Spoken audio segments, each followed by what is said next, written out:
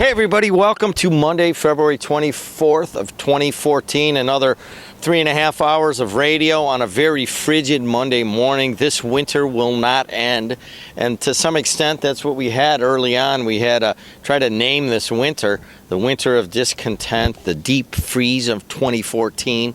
Those seem to be the most popular. Today only a high of 20, tomorrow a high of 20. In the teens or even below that, we're getting below zero here late in February. AccuWeather says it'll be 2 weeks before we see 32, and then it'll be March 17th before it hits 40 degrees. That is a very long winter of a ton of cold, and that is on everybody's mind. It has everybody on edge. It's pretty much the topic every day anymore, and that this winter really started getting bad right around the holidays and has not let up. Today, though, it's sunny. It's just kind of cold outside.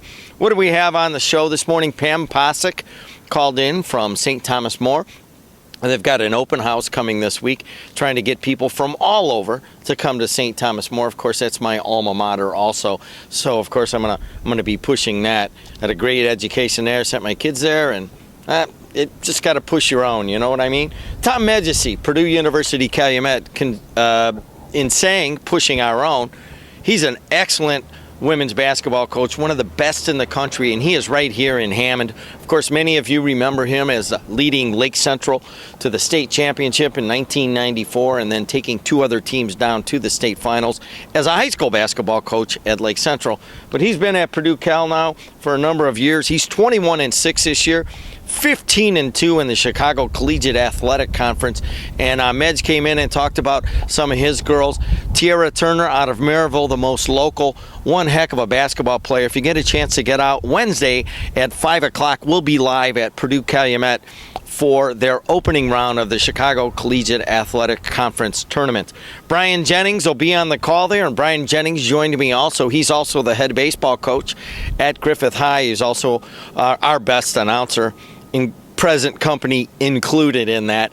And Jennings talked a little bit about baseball, how everything's going to be kind of pushed back this year, but you just kind of deal with it. We also talked about the high school basketball sectional drawings. I'll be out at East Chicago. Ryan Walsh will be out at Hammond. And Brian Jennings, he's going to be going to Hebron. He had a few choice words about that, but hey, you know what? That's just the choice our sports director made.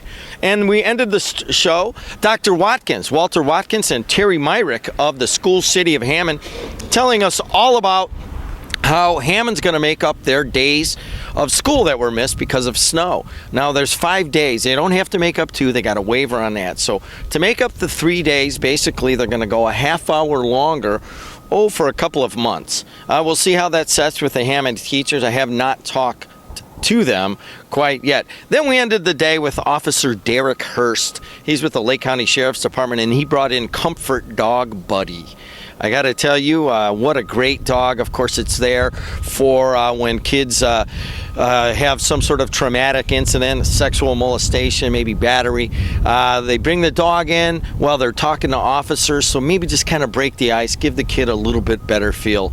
Derek Hurst was brought in by Janet Vanez of the Edison Crime Watch. So another day, another cold day in the Calumet region. I'm Jim Dedelow, AM 1230 WJOB.